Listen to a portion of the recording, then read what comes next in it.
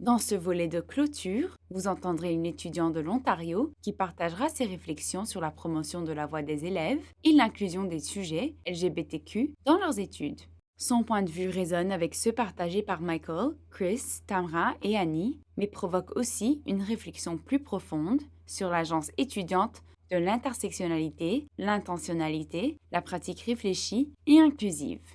En écoutant Kélia, demandez-vous, quelles sont des façons dont les élèves de mon école ont l'occasion de connaître leurs voisins? Comment les enseignements sociaux catholiques sont-ils authentiquement adoptés? Les élèves de mon école, on n'a pas peur de s'exprimer devant la direction. Il y a vraiment une fluidité, puis il y a aussi une transparence entre la direction puis les élèves. Alors disons que nous voulons vraiment inclure un sujet d'envergure, un sujet sous-jacent, un sujet qui nous touche comme en tant que jeunes.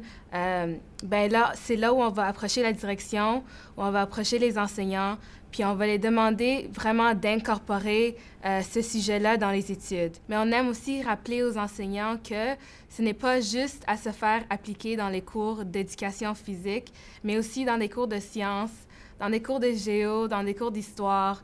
Tu sais, ajouter l'histoire LGBTQ dans l'histoire en tant que telle, ajouter les asexuels dans les sciences aussi, dans la biologie. Ça, c'est vraiment ce que nous, on fait en tant qu'initiative. C'est vraiment approcher les profs puis les démontrer qu'il y a un besoin, les dire nos préoccupations puis s'assurer que c'est incorporé dans nos études de tous les jours. Selon moi, la voix des élèves est entendue. Cependant, il reste toujours du chemin à parcourir lorsque ça vient à la voix des élèves. C'est-à-dire qu'aujourd'hui, c'est beaucoup plus facile pour un élève qui s'identifie comme étant queer de venir approcher la direction si jamais la personne a des préoccupations, puis de vraiment utiliser sa voix pour trouver des solutions à ces problèmes-là. Disons que dans une salle où les politiques se font créer, c'est vraiment facile de regarder autour de la salle puis voir qu'il manque du monde aussi. Il manque la voix des personnes. Ça fait une différence. La voix des élèves, la voix de la jeunesse, la voix des personnes, ça fait une différence, surtout lorsque ça vient à la politique.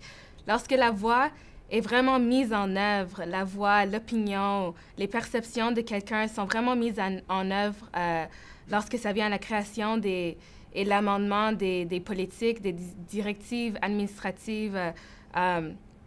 Ça porte vraiment de l'envergure. Au lexique de l'inclusion, surtout en français, c'est dur de trouver, disons, des termes non-binaires, des termes qui ne mettent pas l'accent sur un genre. Tu sais, quand quelqu'un te dit que cette personne est contente, puis cette personne est content, tu peux déjà voir dans cette phrase qu'il y a un gars ou il y a une fille. C'est adressé vers un gars ou une fille. Alors, je crois qu'il devrait avoir plus de pression de créer vraiment un lexique d'inclusion qui met en œuvre les pronoms neutres en français, qui sont yel, qui sont ol. Ensuite, vous entendrez un panel étudiant. Pendant que vous écoutez ces élèves, gardez votre communauté scolaire à l'esprit. Quels commentaires ou déclarations résonnent avec vous? The best people to talk to when it comes to implementing sexual education into other classes that are not health classes. Because what you're doing, really, what I feel like what's happening to my culture is that we're sexualizing it. It's only meant to be talked about in sexual education because, that's all we do. No. So if you implement it into history class, which is probably there's Stonewall, there's Operation Soap that happened in 1981 in Toronto. And these are things that I actually Google because I'm actually curious. But I feel like my history teacher, as a teacher, should also be including me into the classrooms. I can't relate. All we do is talk about white cisgender men, and they're like, okay, well, I'm black, I'm a woman, I'm queer, So let me have that window education like we talked about yesterday. Let me see myself within the classes. In math class, it doesn't always have to be Jane and John buy a house. It could be John and John, or John and James or something, or Sam and Alex if you want to be unisex. Just take that curriculum and use it to your advantage in all classes. Thank you very much. Shaped a long time ago. And I think it was set up proportionally to benefit only a certain group of people. There's so many things in the world's history that we are not learning about at all. And that does include a lot of Black history, and it includes a lot of LGBTQ history. There's so many things that we could learn about. We could learn about people like Emma Goldman, who in 1910 was one of the first women who spoke about homosexual rights in New York City. We could learn about Stonewall. There's just about gay issues or trans issues or issues that are facing the Black community. But you need to look at how these impact people who are traversing all of these communities. So how does this impact a trans Tamil person? Or how does this impact